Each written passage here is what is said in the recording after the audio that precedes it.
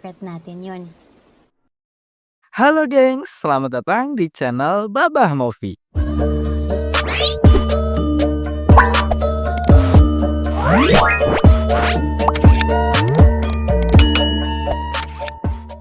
Berlokasi di Filipina, Augusto dan anak buahnya sedang mengantar seorang pemuda, sebut saja Jaka, yang sudah direkrut menjadi pembantu di sebuah rumah. Augusto pun mewanti-wanti agar pemuda tersebut patuh dengan calon majikannya, karena kalau tidak, nyawa taruhannya. Lapit na tayo eh. Tama ba ako?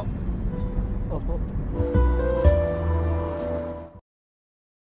Beberapa waktu kemudian, mereka sampai di rumah mewah yang dimiliki oleh mantan tentara Amerika bernama Samuel, yang sekarang sedang menjalankan bisnis terlarang. Setelah memuji kinerja Augusto yang baru saja menghabisi pesaing bisnisnya, Samuel diperkenalkan Jaka sebagai pembantu baru. Jaka pun dengan tegas diminta agar bekerja dengan baik, sementara istri Samuel yang bernama Adeline datang memeluk suaminya. Sebagai bentuk apresiasi pada bawahannya, Samuel kemudian mengajak mereka untuk ikut berpesta di perayaan hari ulang tahun Amerika. Di malam tersebut karena pengaruh minuman, Samuel kesal karena istrinya kabur-kaburan saat ingin di-unboxing, hingga membentak dan memecahkan gelas. Adeline pun ketakutan dan menangis, yang membuat Samuel luluh untuk meminta maaf, namun tetap mengarahkannya untuk berdinas. Sementara Jaka yang mendengar keributan tadi, masuk dan malah melihat keduanya, yang sedang beraktivitas dalam tanda petik. Samuel yang terganggu, langsung memarahinya, namun Adeline menenangkan Samuel, agar melanjutkannya di kamar mereka. Setelah masuk, Adeline pun segera melayani suaminya, walau terlihat keterpaksaan di wajahnya. Jaka yang masih berada di lantai bawah, merasa kasihan dengan Adeline, namun Jenny yang merupakan pembantu juga, menyampaikan kalau Jaka akan terbiasa. Jenny pun menjelaskan kalau Samuel sangatlah temperamental, dan menyarankannya agar tetap patuh pada kedua majikannya tersebut. Setelah beraktivitas, Adeline turun dan mendapati Jaka, yang melihatnya dengan penuh simpati. Keesokan paginya, Samuel ditelepon kolega bisnisnya dan segera menyuruh Adeline untuk menghubungi Augusto agar menjemputnya. Di saat itu, Samuel mendapati Jenny yang sedang melihat ke arahnya dan kemudian keduanya masuk ke dalam rumah. Tanpa diduga, Samuel memberikannya segepok uang dan Jenny menyusulnya ke kamar mandi untuk berkarya. Masih di sore itu, Samuel dijemput oleh Augusto dan menyampaikan kalau dia akan pulang lebih larut pada istrinya. Setelah menikmati hidangan, Adeline mendapati Jaka yang sedang berolahraga di kolam renang. Beberapa waktu kemudian, Jaka terkejut dengan kehadiran majikannya yang duduk di depan kolam, entah dari kapan. Merasa tidak enak, dia pun langsung naik dan meminta maaf. Namun tanpa diduga, Adeline tidak keberatan dan malah memintanya untuk duduk bersantai di tempat yang sama. Di kesempatan tersebut, Adeline berusaha mengenal lebih jauh dengan pembantu barunya, sehingga Jaka pun merasa dimanusiakan oleh majikannya. Jaka bercerita kalau dirinya berasal dari sebuah desa yang sengaja mencari peruntungan di kota walau sempat bermasalah, hingga akhirnya bertemu dengan Augusto. Adeline yang mendengar kejujuran tersebut juga menceritakan kalau dirinya juga berasal dari keluarga miskin, di mana ayahnya sakit dan membutuhkan biaya pengobatan. Dia pun bertemu dengan Samuel yang sedang berbisnis di desanya. Sampai singkat cerita, Samuel membayar semua biaya pengobatan ayahnya, walau sang ayah akhirnya tetap meninggal. Setelah itu, Adeline mengalihkan pembicaraan ke topik lain dan meminta Jaka lebih santai dengannya, manakala sang suami tidak ada. Adeline pun berjanji untuk merahasiakan semua pembicaraan tadi dan kemudian pergi sesudah memberinya sisa rokok. Karena kebaikan majikannya tersebut, Jaka kemudian merasa tersanjung dan juga merasa tidak disepelekan di sini. Di keesokan paginya, Samuel baru pulang dan langsung mengamankan pistolnya ke dalam lemari beserta sejumlah uang. Beberapa waktu kemudian, dia mengajak Jaka ke danau dekat rumah untuk menemaninya memancing. Di kesempatan tersebut, dia menanyakan latar belakang Jaka sehingga pemuda miskin itu bercerita kalau orang tuanya sudah meninggal dan hidup sebatang kara. Samuel pun kemudian bersimpati dan memberikan motivasi agar Jaka bekerja dengan giat supaya kelak menjadi orang kaya. Merasa kalau majikannya yang ini juga respect pada dirinya, Jaka pun menuturkan kalau dirinya ingin menabung yang banyak untuk melanjutkan sekolahnya yang terputus. Namun tanpa diduga, Samuel bersedia menanggung pendidikannya dengan satu syarat, kalau Jaka mau mengadukan barangnya sekarang juga.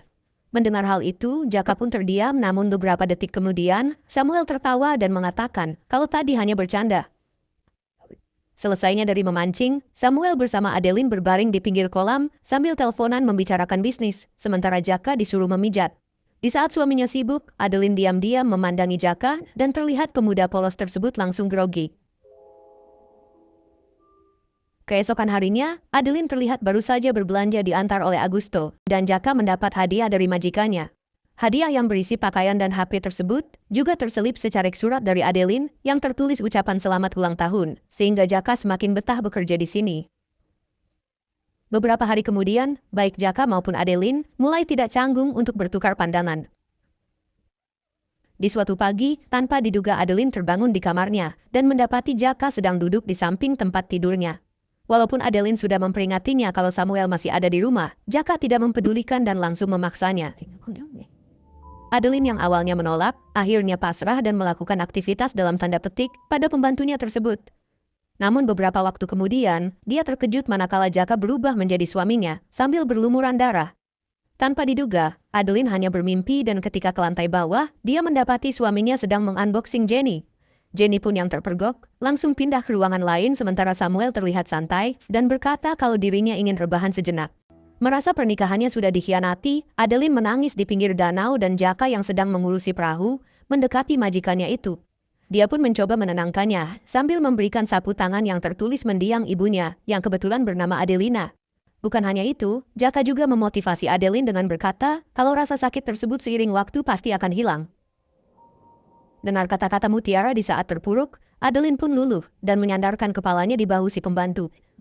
Singkat cerita di malam hari, Samuel mengadakan pesta dengan kedua temannya yang juga mantan tentara, sambil ditemani wanita mereka masing-masing.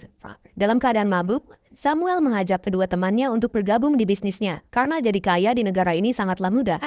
Di saat malam mulai memanas, Samuel berniat mencium Adeline namun langsung ditolak, karena tidak mau dilihat orang lain. Kesal dengan penolakan itu, Samuel pun mendorong istrinya, dan Jaka terlihat marah dengan perlakuan kasar tersebut, namun tidak bisa berbuat apapun. Tanpa diduga karena hal tersebut, Samuel memanggil Jaka seusai pesta dan disuruh masuk ke kamar majikannya. Sambil ditodongkan pistol, Samuel menuduh kalau Jaka menaruh hati pada istrinya akibat tatapan marah tadi sewaktu Adeline didorong. Setelah Samuel menghina kalau Jaka tidak akan mendapatkan wanita seperti istrinya karena miskin, Jaka dipaksa untuk menyaksikan aktivitas mereka sebagai bentuk hukuman. Jaka pun yang merasa kasihan dengan Adeline menyelimuti tubuhnya dan keduanya terlihat mengalami trauma mendalam. Keesokan paginya, Samuel pergi bersama anggotanya yang lain dan saat keluar gerbang, dia memberikan sejumlah uang sebagai bentuk permintaan maaf karena semalam terlalu mabuk. Akibat kejadian tersebut, Jaka dan Adeline semakin dekat dan keduanya pun saling menemukan kenyamanan hingga berpelukan di pinggir danau. Bukan hanya itu karena di malam hari, Adeline pun melanjutkan aktivitas tersebut di dalam kamar pembantunya. Tanpa diduga, aktivitas dalam tanda petik itu tetap mereka pertahankan, manakala Samuel sedang tidak berada di rumah. Singkat cerita di suatu malam, Jaka mengatakan kalau hidupnya kini lebih indah semenjak bertemu dengan Adeline. Adeline yang merasakan hal yang sama, mengungkapkan kalau dirinya juga merasa bahagia berada di sampingnya.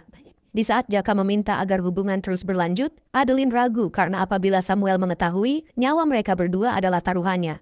Adeline pun dengan tegas meminta agar Jaka mengakhiri hubungan ini dengan cara resign dari sini dengan alasan tidak betah dan berjanji akan memberikan uang bonus yang banyak.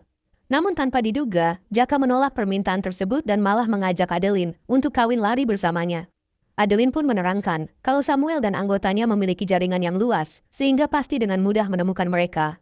Tanpa diduga lagi, Adeline mempunyai ide agar keduanya bisa tetap bersama, yaitu dengan menghabisi Samuel. Kendati demikian, Jaka ragu dengan rencana tersebut. Namun Adeline meyakinkannya dengan berkata kalau dirinya juga akan ikut berpartisipasi. Keesokan paginya, Samuel pulang lebih cepat sehingga Jenny bergegas membangunkan pasangan konyol tersebut agar tidak ketahuan.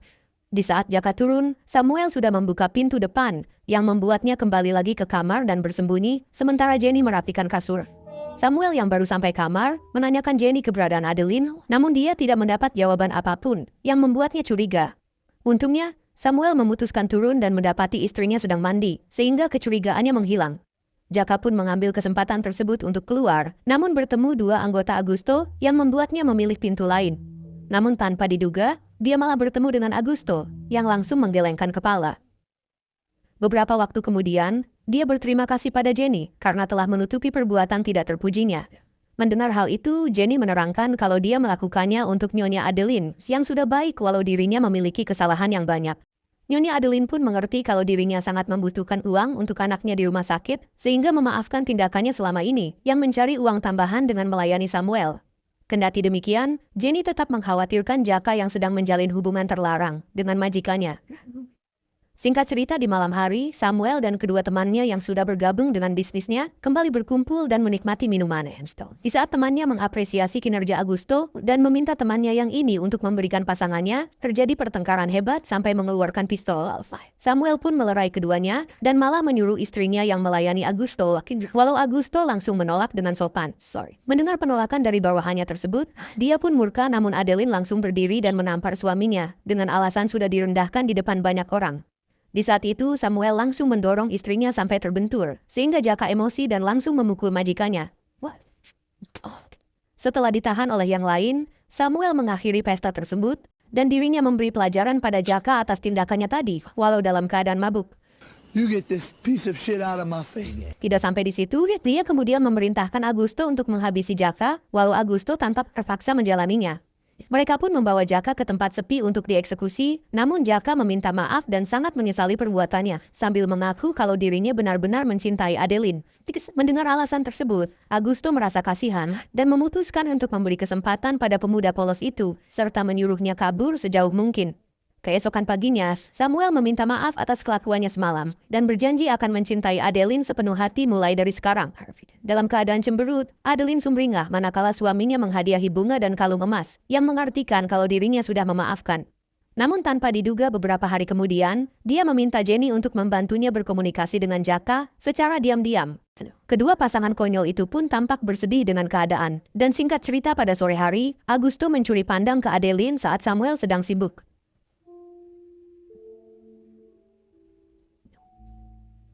Keesokan paginya, Adeline memberi izin Jenny untuk menjenguk anaknya yang berada di rumah sakit, namun terlihat ada tugas rahasia yang diberikan.